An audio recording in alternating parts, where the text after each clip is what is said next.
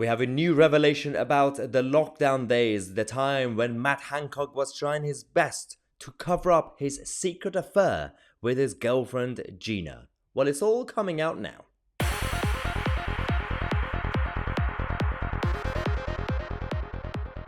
Oh yes, Matt and Gina sitting in a tree.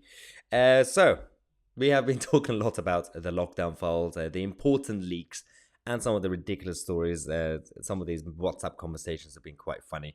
But the whole thing exposes the toxic behavior and culture in the political establishments, the amateurish mentality, those days of the old school establishments who were more grown-ups, who were more professional. Those days are gone. Not that we want to go backwards in time, but in reality, we have a situation where Matt Hancock, when he was having a secret affair with Gina, but now they're publicly together, obviously, because it's been exposed and he left his wife and the whole thing was embarrassing. There was a time when he was attending an event gathering on a professional capacity from government, and Gina was going as well. So they decided to, well, they have to tell the press and the media who's going, and they had to basically have a conversation about how to introduce her. And it's all coming out now, which is really, really uncomfortable to even follow.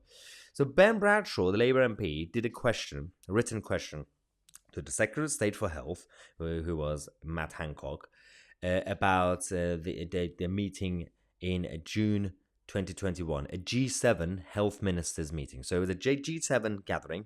Matt Hancock was going on behalf of the government, and Ben Bradshaw asked about, people with him, and Gina, and the cost to the taxpayer if she was there, and with what capacity. So the suggested reply initially said that Gina attended the G7 health ministers meeting at the request of the previous Secretary of State, which they then changed it. They wrote on top of it saying she played an advisory role to the Secretary of State, Matt Hancock, at the G7 meeting. So the first suggested reply was clearly a bit more misleading and a lie. So they had to change it. And then they had a conversation. Matt Hancock said, "Are you sure that's the right response?" So even here, they knew that could probably be a lie as well. Anyway, we know that Bradshaw also asked about the cost to the public purse of her travel in terms of taxpayer, subsistence, and other expenses claimed by Gina, and also Matt had wanted the response to be zero. So when Matt Hancock was told by the advisors, what should we say about this question about the cost to the taxpayer if Gina was there, Matt Hancock initially said, "Can we just say zero?"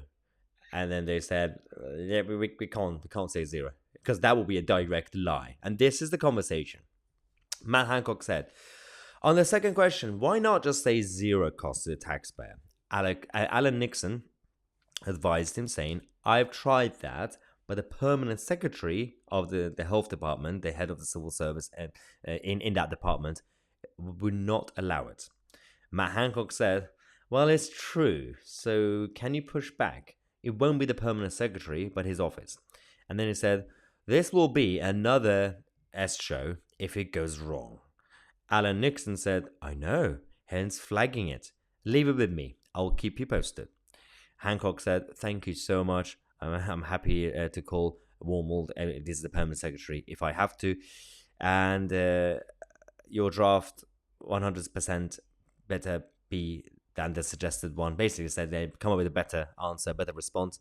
And Alan Nixon said, "Ha, yes. But we'll see if I can strengthen further. I'll let you know if that's needed. It's best to hold for the moment, and I'll see what I can do." And then Matt Hancock sent a thumbs up emoji. But really, this is not good. It's not a good look.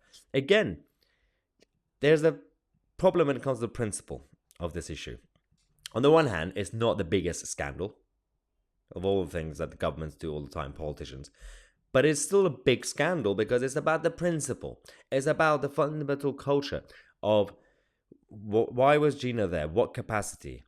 And was it an advisory role, or was it just in a girlfriend capacity?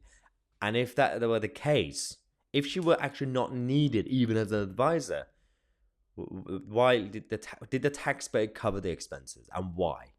Because again, it all builds up everything that the culture that creates in the Westminster bubble. It could be one incident with someone like Gina and Matt going to G7, but another politician could do the same thing. Another politician could do another 3 quid here, 3 quid there, in terms of taking the taxpayer for granted. And then we'll put them all together throughout the whole year. Not only the cost to the taxpayer will be bad, but also, again, it's just not professional. It's not professional. It's not really supposed to be that hard. It's not rocket science. But clearly it is when it comes to these people. They don't think what could happen. Again, it's just fascinating that this was not a whistleblower leaking these messages and these lockdown files.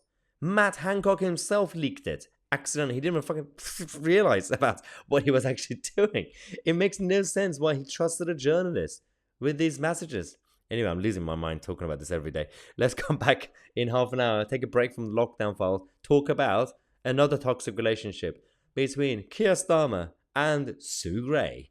I'm Mahyar, Tousi, and we are the media.